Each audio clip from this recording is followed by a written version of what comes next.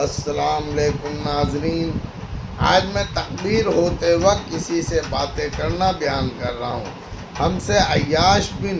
والد نے بیان کیا، کہا ہم سے عبدالعلی علی بن عبیداللہ علی نے کہا، ہم سے حمید طویل نے کہا، ہم نے ثابت بنانی سے پوچھا، اگر کوئی شخص نماز کی تکبیر ہوئے بعد کسی سے باتیں کرے تو کیسا؟ انہوں نے انیس بن مالک رضی اللہ تعالیٰ کی حدیث مجھ کو سنائی کہ حضرت صلی اللہ علیہ وسلم کے وقت میں نماز کی تکبیر ہوئی، آپ کے سامنے ایک شخص آیا، اس نے تکبیر کے بعد آپ کو دیر تک باتوں میں روک لیا۔ جماعت سے نماز پڑھنا فرض ہے، بیان کر رہا ہوں۔ اور امام حسن بصری نے کہا، اگر کسی شخص کی ماں اس کو محبت کی راہ سے عشاء کی نماز میں جانے سے روکے تو اس کا کہنا نہ مانے۔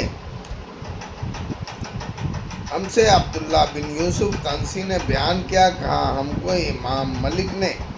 خبر دی، انہوں نے ابو الزناد سے، انہوں نے ارج سے، انہوں نے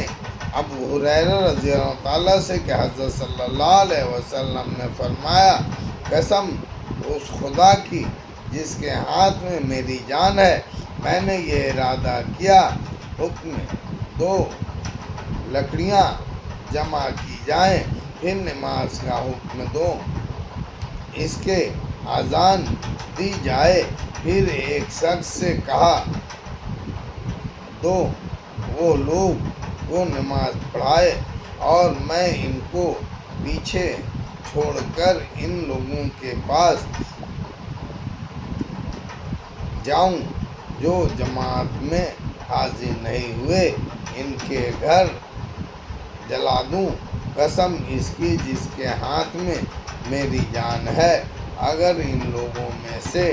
جو جماعت میں نہیں آتے کسی کو یہ معلوم ہو جائے کہ اس کو گوشت کی ایک موٹی ہڈی مل گئی یا اچھے دو ٹکڑے مل گئے تو عشاء کی جماعت میں ضرور آئے۔ جماعت کی نماز پڑھنے کی فضیلت بیان کر رہا ہوں۔ اور اسود بن یزید نخعی کو جب ایک مسجد میں جماعت نہ ملی تو وہ دوسری مسجد کو جاتے، اور انیس بن مالک رضی اللہ تعالیٰ ایک مسجد میں آئے جہاں نماز ہو چکی تھی، انہوں نے پھر اذان دی اور تکبیر کی اور جماعت کی نماز پڑھی۔ ہم سے عبداللہ بن یوسف تنسی نے بیان کیا، کہا ہم کو امام مالک نے خبر دی، انہوں نے نافع سے، انہوں نے عبداللہ بن عمر رضی اللہ تعالیٰ سے کہ حضرت صلی اللہ علیہ وسلم نے فرمایا، جماعت کی نماز اکیلے شخص کی نماز سے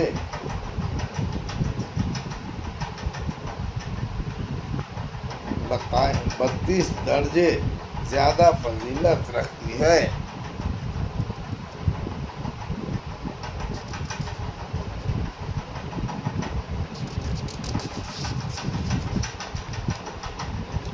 ہم سے عبداللہ بن یوسف تنسی نے بیان کیا، کہا ہم سے لیث بن